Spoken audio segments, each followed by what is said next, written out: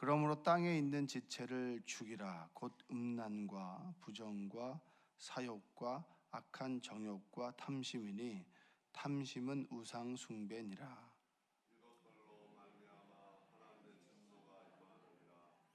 너희도 전에 그 가운데 살 때에는 그 가운데서 행하였으나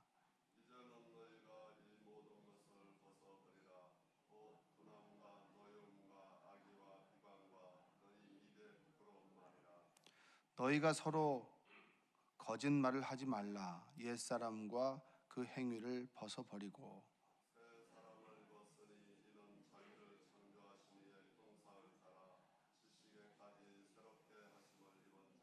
함께 읽겠습니다. 거기에는 헬라인이나 유대인이나 할레파나 무할레파나 야만인이나 스구디아인이나 종이나 자유인이 차별이 있을 수 없나니 오직 그리스도는 만유시요 만유 안에 계시니라. 아멘. 오늘도 하나님의 은혜가 여러분의 삶 가운데 함께 하시기를 주님의 이름으로 축원드립니다. 위의 것을 추구한다라고 하는 말은 이제 우리가 세상 속에 있는 삶의 모습을 좀 벗어버리라라고 하는 의미입니다. 그런데 솔직히 좀 말씀을 드리면 여러분들도 하나님을 만나고 그리고 거룩하게 살아가고 싶고 그리고 하나님의 사람으로 살아가고 싶으시죠? 근데 그게 잘 됩니까? 안 됩니까? 그게 잘 안 되는 게 문제 아니겠습니까? 예수님을 믿고 하나님의 자녀가 되는 확신, 거듭남의 체험을 가지고 바로 하늘나라로 바로 가면 되는데 문제는 세상 속에 남아있는 기간이 점점 더 길어진다라고 하는 얘기입니다. 그러니까 죄를 지을 수 있는 시간이 길어지고 그리고 죄의 유혹 가운데 더 이제 살아갈 수 있는 그런 여러 가지 유혹과 조건들이 많아진다라고 하는 얘기입니다. 그러니까 수명이 길어진다라고 하는 얘기는 두 가지 의미가 있겠죠. 이 땅 위에 하나님 나라를 살아갈 수 있는 시간이 점점 더 길어진다라고 하는 의미도 있지만 다시 말하면 죄를 지을 수 있는 시간과 조건이 더욱더 풍부해졌다라고도 제 이야기를 할 수가 있습니다. 내가 위의 것을 생각해야지라고 하지만 이게 됩니까? 안 됩니까? 잘 되어지지 않죠. 내가 화를 내지 말아야지 하지만 그게 잘 됩니까? 안 됩니까? 사실은 우리의 의지로 될 수 있는 것과 되지 않는 것, 그것이 구분하는 것이 지혜인데 내가 착하게 살아야지 착하게 살자라고 이마에 써붙인다고 해서 그게 잘 되어지진 않습니다. 그렇기 때문에 이제 우리의 신앙생활에 여러 가지 문제가 이제 생겨나게 되는 것이죠. 5절에 보면 이제 바울이 이런 권면을 합니다. 땅에 있는 지체를 죽이라 이렇게 얘기합니다. 아주 극단적으로 죽이라. 곧 음란과 부정과 사욕과 악한 정욕과 탐심이니 탐심은 우상 숭배니라. 자, 우리 대부분의 뉴스에 보면은 여기 다 걸려요. 뉴스에 보면 카테고리에 보면은 음란함. 요즘에 대부분 다 이제 뭐 미투라든가 이런 것들은 다 음란에 속하는 거 아니겠습니까? 음란은 이제 하나님께서 우리에게 주신 성이라고 하는 것은 테두리가 있습니다. 테두리. 가정이라고 하는 범주 내에 있죠. 또 그리고 우리가 책임질 수 있는 범주 내에 있는데 책임지지 못하는 것, 그 책임의 범위를 넘어서는 것을 취하게 됐을 때 그것은 꼭 여러 가지 문제가 생겨나게 됩니다. 그것을 음란이라고 이렇게 이야기를 합니다. 이 주변에는 보니까 제가 유해시설이 좀 적은데 가락시장만 가도 여기는 조금 유해시설이 많다. 우리가 살아가는 데 보면 버젓이 간판을 내걸고 그것을 돈이라고 하는 이름으로 생계라고 하는 이름으로 음란의 행위들이 많이 이제 이루어지게 되고 TV만 봐도 그렇고 뭐 아이들이 보는 스마트폰이나 컴퓨터에서는 이제 음란물이나 이런 것들은 통제를 할 수가 없습니다. 그건 우리가 만들어낸 것에 오히려 우리가 만들어낸 것에 피해를 보는 그런 경우들이 많죠. 아이들이 음란한 영상물에 노출되는 것에 대해서 통제를 할 수가 없어요. 그런 우리가 음란의 시대를 살아가고 있고 그리고 TV나 드라마의 내용들은 대부분 가정을 이루고 있지만 가정을 넘어서 이제 불륜을 부추기는 내용들, 그것을 아름답게 이제 미화시키는 내용들, 그것이 우리 인간이 가지고 있는 자유다. 왜 우리의 인간의 자유를 이 작은 결혼의 범위 내에 자꾸 국한시키느냐? 우리가 자유롭게 살자라고 하는 것을 아름답게 미화시키지만, 그것이 아름다울 수 있지만 그 아름다움 뒤에는 정말 치명적인 슬픔과 눈물과 아픔이 있습니다. 그 자녀들을 어떻게 할 것이며, 그리고 그가 그 했던 행위에 대해서 어떻게 책임을 질 수 있을 것이냐라고 하는 것은 드라마에서 다뤄주지 않아요. 그래서 대부분의 우리의 문제는 음란에 대한 문제고, 그리고 부정과 사욕과 악한 정욕과 탐심, 모든 것이 다 걸리지 않습니까? 뇌물은 뭐에 걸리나요? 탐심에 걸리지 않습니까? 기업들이 국가 경쟁력, 그리고 많은 직원들을 먹여 살린다는 이유로 부정과 또 어떤 다른 원래 정도를 걷지 않는다. 그리고 국가가 정도를 걷지 말라고 한다. 그 다음에 정도를 걷지 않아야만 기업을 할 수 있는 그런 분위기를 만드는 것. 서로 이익을 위해서 살아갑니다. 이것이 뭐냐면 땅에 있는 지체를 죽이라라고 얘기를 하는 겁니다. 여러분, 욕심을 부리지 않고 어떻게 하면 살아갈 수 있나요? 어떻게 하면 욕심을 부리지 않을 수 있죠? 여러분, 우리는 욕심을 부리지 않고 살아갈 수가 없습니다. 하나님을 믿는다라고 하는 것은 우리가 욕심 없이는 살아갈 수 없고, 우리는 음란한 존재고, 그리고 우리는 늘 부정과 사욕을 취해야만 살아갈 수 있는 사람들이다라고 하는 것을 성경은 명확하게 이야기해 주고 있습니다. 회개라고 할 때, 내가 정말 하나님 앞에서 내 죄를 자복하고 뉘우친다라고 할 때 그 전제는 뭐죠? 나는 음란한 사람이고, 그리고 나는 부정한 사람이고, 나는 늘 욕심이 사욕을 취하는 사람이고, 늘 나는 악한 정욕과 탐심을 가지고 있는 사람이라고 하는 것을 스스로 깨닫고 뼈저리게 인정하지 않으면 절대 회개는 될 수 없고요, 구원의 길은 절대 걸어갈 수가 없습니다. 성경은 우리의 정확한 본 모습을 우리에게 얘기해 주고 있습니다. 자, 그래서 6절과 7절 한번 읽어볼까요? 자, 시작. 이것들로 말미암아 하나님의 진노가 임하느니라. 그러니까 원래 우리는 하나님의 진노 아래 살아갈 수밖에 없고, 하나님께서 참아주시기 때문에 그냥 우리가 살아갈 수 있는 것이지, 하나님이 오래 참으시고 기다려주지 않으시면 우리는 벌써 단칼에 간 사람들이에요. 그러니까 저 사람 앞에서 내 의를 주장할 게 아무것도 없다라고 하는 겁니다. 여러분, 그것을 깨닫는 은혜가 있기를 주님의 이름으로 축복합니다. 우리가 날마다 하나님 앞에 이런 모습이었음을 깨닫고 하나님의 진노 아래에 있다라고 하는 것을 깨닫는 그 순간에 우리는 믿음을 가질 수 있고, 회개의 의미를 깨달을 수 있고, 그리고 하나님의 은혜를 깨달을 수 있습니다. 여러분에게 하나님의 은혜가 임하기를 원합니다. 내 본 모습이 무엇인지를 깨닫는 은혜가 있기를 원합니다. 그래서 7절에 보니까 너희도, 읽겠습니다. 시작. 너희도 전에 그 가운데 살 때에는 그 가운데서 행하였다. 여러분, 이게 바로 그거예요. 예수님을 믿기 전에 이렇게 행했다. 그러면 예수님 믿고 난 다음에도 이렇게 행하게 된다. 이걸 아무렇지도 않게 살아간다. 여러분, 예수님을 믿지 않는다고 해서 탐심이 사라지나요? 절대 그렇지 않습니다. 우리는 하나님께서 하나님의 나라로 완전하게 부르실 때까지는 늘 탐심 가운데 살아가고요, 음란의 유혹에 빠질 수 있고요, 그리고 늘 악한 정욕과 그리고 사욕을 취할 수 있는 사람들입니다. 그런데 성령의 도우심이 아니라면 절대 우리는 이러한 삶으로부터 벗어날 수가 없는 거예요. 여기서 죽이라라고 하는 말은 네크로라고 하는 말인데, 이 말은 속닭 쳐다보듯 쳐다보는 겁니다. 소가 닭을 쳐다보는 거, 무심하게 지나가는 거. 여러분, 예수님 믿기 전과 후가 좀 달라지셨나요? 내가 탐하던 것에서부터 조금은 좀 한 발자국 뛰어지셨나요? 그러면 우리가 예수님을 믿는 거예요. 그런데 예수님을 믿으면서도 예전과 동일한 삶을 살아간다면 여러분, 예수님을 믿는 것은 아닙니다. 예수님이 나의 삶에 변화를 주지 않고, 예수님의 하나님의 그 영향력과 하나님의 능력이 내 삶의 시각과 그리고 내 욕심을 조금은 과거와 멀어지게 하지 않았다면 우리의 믿음은 좀 의심해 봐야 되는 것입니다. 예수님께서 십자가에 죽으실 때 우리는 죽었죠. 내가 예수님을 믿는다라고 하는 것은 내가 십자가에서 예수님께서 죽으실 때 내가 예전에 살아가던 욕심으로부터는 죽었다라는 고백을 날마다 하는 거예요. 이 고백이 중요한 것은 내가 죽었다라고 하는 얘기는, 하나님, 내가 죽고 싶습니다. 내가 다르게 살고 싶습니다. 그러나 힘이 없습니다.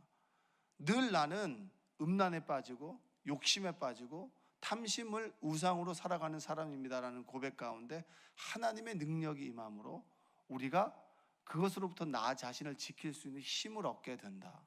할렐루야. 여러분들이 하나님 앞에 진정 여러분의 모습을 깨닫고 하나님 앞에서 여러분의 삶을 고백하는 여러분들 되시길 원합니다. 세상은 더 많이 채우라고 하죠. 더 많이 가지라고 합니다. 목회도 똑같아요. 목회도 더 큰 교회에 있으면 더 성공한 것 같고, 그리고 더 많은 사람들이 내 이름을 알면 더 성공한 것 같습니다. 그게 유혹 아니겠습니까? 그러면 날마다 그 유혹으로부터 멀어져야 되는 거죠. 여러분들도 똑같잖아요. 내 이름만 얘기하면 누구나 알아주고 설설 기어주고 그런 거 원하지 않습니까? 그런데 그런 유혹으로부터 날마다 멀어지는 삶이 하늘을 바라보는 위를 바라보며 살아가는 삶이라고 하는 겁니다. 그래서 8절 말씀 한번 읽어볼까요? 이제는 너희가 이 모든 것을 벗어버리라. 곧 분함과 노여움과 악의와 비방과 너희 입에 부끄러운 말이라. 그리고 9절에 보니까 너희가 서로 거짓말을 하지 말라. 옛사람과 그 행위를 벗어버리고. 여러분, 우리는 대단한 능력을 가지고 있는데 한 입으로 여러 말을 할 수 있는 사람들이에요. 우리는 이 한 입으로 하나님을 정말 위대하게 찬양할 수 있지만 또 이 입으로 한 사람의 마음을 묶어버릴 수 있고, 그리고 이 한 사람을 비방함으로, 그리고 이 한 사람을 욕함으로 그 사람을 죽일 수도 있는 입을 가지고 있는 사람들이에요. 그러면 한 입으로 악의 통로가 될 수 있고요, 그리고 한 입으로 하나님을 찬양하는 찬양의 통로가 될 수도 있습니다. 여러분 한번 생각해 보세요. 어제 우리가 개사교 예배를 드렸습니다. 평일날이죠. 원래 예배가 없는 날이에요. 예배가 없는 날은 대부분 찬양할 수 있는 기회가 별로 없습니다. 찬양을 내가 스스로 하지 않고 찬양을 스스로 듣지 않는다면 찬양을 할 수가 없어요. 자, 오전에 예배를 딱 드렸다라고 합시다. 오후에 여러분의 입술은 하나님을 찬양하는 입술이었나요? 아니면 화내고 짜증내고, 아니면은 내 마음을 지키고 또 여러 가지 다양한 말과 그리고 그 자리에 서 있었겠죠. 여러분의 입술은 어떠했나요? 한결같이 하나님을 찬양하는 입술이었나요? 아니면 이쪽 저쪽을 왔다 갔다 하는 그런 입술이었나요? 누구의 영향력 아래 있느냐? 여러분, 죄라고 하는 것은 영향력입니다. 내가 주님 아래 있느냐 아니면 죄 아래 있느냐. 내가 예수님을 믿으면서도 날마다 하나님께, 하나님, 제 입술은 부정한 입술이고 늘 날마다 넘어질 수 있고 난 음란하고 늘 욕심이 많은 사람입니다. 날마다 주님 앞에 고백함으로 하나님의 도우심을 구하는 사람은 하나님께서 내 입술을 지켜주십니다. 할렐루야. 하나님께서 내 삶을 지켜주시고 내 생각을 지켜주시고 내 마음을 지켜주십니다. 그것이 뭡니까? 하나님의 나라는 먹고 마시는 것에 있지 않고 성령 안에서 의와 평강과 희락이라. 하나님과의 온전한 바른 관계는 뭐죠? 아버지의 도움을 구해야만 살아갈 수 있는 철저하게 무능한 존재가 인간이다. 그렇기 때문에 의라고 하는 것은 아버지께서 나를 도와주셔야 내가 내 입술로 사람에게 상처 주지 않습니다. 하나님께서 도와주셔야만 내가 내 입술로 온전히 하나님을 찬양할 수 있습니다. 하나님께서 도와주셔야만 내가 악한 말을 하지 않을 수 있는 힘이 생겨납니다. 라고 하는 것이 하나님과 우리의 바른 관계라고 하는 겁니다. 여러분은 사실은 그 바른 관계를 유지하고 그리고 권고히 하기 위해서 이곳에 나온 거 아닙니까? 하루라도 내가 기도하지 않으면, 예배 드리지 않으면 내가 늘 넘어질 수밖에 없어. 내 마음이 공허해. 내 마음을 내가 지킬 수 없고 내 생각을 지켜나갈 수 없고 내 입술을 지켜나갈 수 없어 라고 하는 믿음의 고백이 여러분 여기 나오신 거예요. 제가 여기 서 있는 이유고요. 내가 세상 속에 철저하게 무능하다, 세상을 이겨나갈 힘이 하나도 없다라고 하는 것을 인정하는 그 순간에 성령의 도우심이 우리 가운데 임합니다. 그런데 그걸 깨닫지 못한 사람은 하나님의 은혜를 입지 못해요. 어떻게 인간이 어떤 존재이고 내가 어떤 존재인지를 모르는데 하나님께 도우심을 구합니까? 아이가 엄마 이거 좀 도와줘라고 하는 얘기는 내가 이걸 못한다라고 하는 얘기예요. 할 줄 알면서 해달라고 하는 것은 게으름이라고 얘기할 수 있겠죠. 여러분, 철저하게 하나님 앞에서 무능하고 세상 속에 넘어지고 깨어지고 원래 나는 이런 세상의 진노 아래, 하나님의 심판 아래 살아갈 수밖에 없는 사람이야 라고 하는 것을 인정하고 철저하게 나의 모습을 하나님께 올려드리고 주님이 아니면 내가 오늘 하루를 살아갈 수 없습니다 라고 고백하고 인정하는 여러분 되시기를 주님의 이름으로 축복합니다. 그러는 그 순간에 10절에서 뭐라고 얘기하죠? 한번 읽겠습니다. 새 사람을 입었으니 이는 자기를 창조하신 이의 형상을 따라 지식에까지 새롭게 하심을 입은 자니라. 하나님, 제가 정말로 죄 가운데 벗어날 수가 없습니다. 정말 저는 하나님 없으면 살아갈 수 없습니다. 하나님께서 내 마음을 지켜주시고 생각과 입술을 지켜주시지 않는다면 저는 단 하루도 하나님의 사람으로 살아갈 수 없습니다 라고 고백할 때 하나님께서 우리와 함께 하셔서 새로운 사람으로 살아갈 수 있도록 힘을 주신다.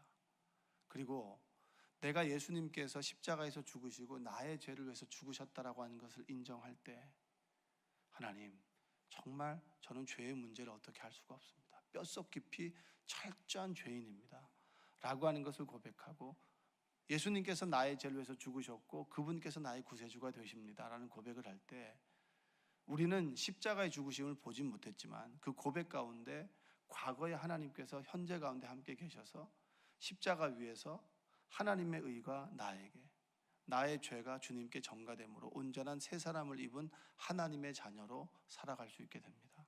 이게 거듭남의 체험이에요. 이게 새 사람을 입는 거예요.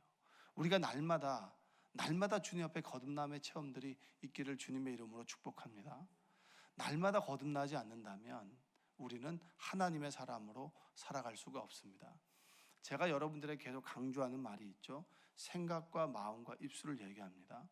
여러분, 마귀의 통로가 뭔가요? 마귀가 우리한테 어떻게 역사하죠? 어디를 통해서 역사합니까? 생각과 마음과 입술이에요. 그래서 늘 입술을 조심하셔야 돼요. 교회 다니는 사람들이 늘 상처 주는 사람들 얼마나 많은지 몰라요.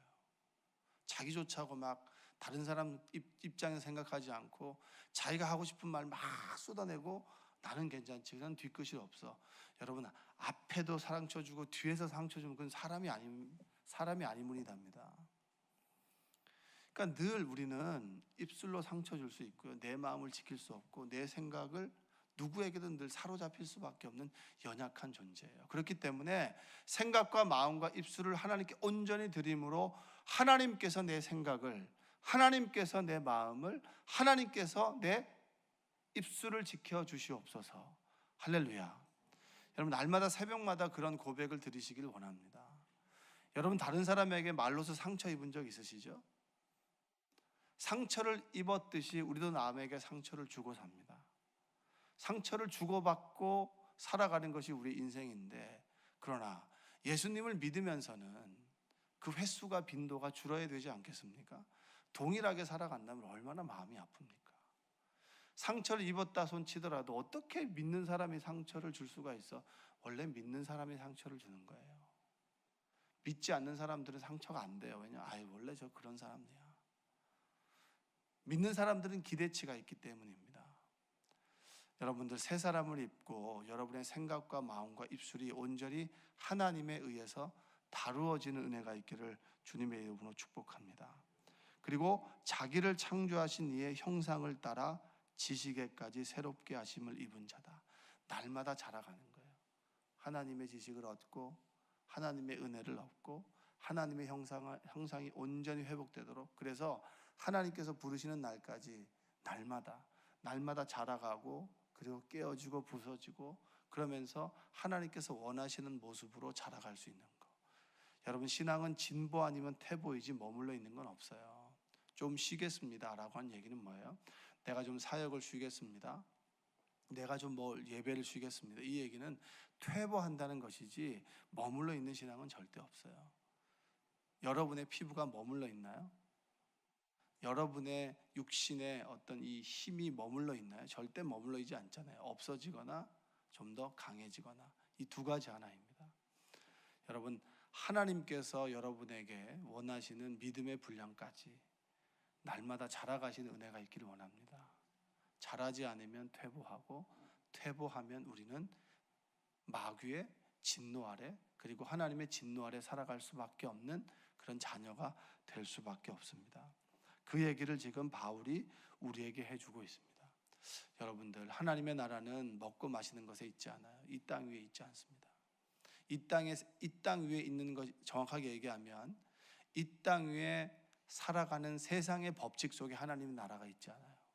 하나님의 나라는 하나님 앞에서 우리가 바른 관계를 맺어나가고, 그 바른 관계 속에서 하나님의 도우심을 날마다 구할 때 하나님의 평강이 임하고, 그리고 하나님의 평강이 임할 때 우리가 진정으로 하나님 안에서 누리는 기쁨을, 희락을 누리며 살아갈 수 있다. 그래서 그 삶을 살아가기 위해서는 우리는 늘 땅을 보고 살아가는 것이 아니라 하나님의 나라를 소망하자, 천국을 소망하자. 그리고 그 천국을 소망하며 살아갈 때 함께 도움을 주고 함께 살아가는 사람들이 누구냐면 바로 우리 교회의 식구들이라고 하는 사실입니다. 여러분들이 오늘 하루도 천국을 누리며 살아가시기를 주님의 이름으로 축복합니다. 오늘 하루도 하나님과의 바른 관계를 맺어나갈 때 하늘의 평안과 기쁨이 있기를 주님의 이름으로 축복합니다. 특별히 여러분께 기도를 부탁하는 것은 오늘 오후 4시부터 여름 성경학교가 시작이 됩니다.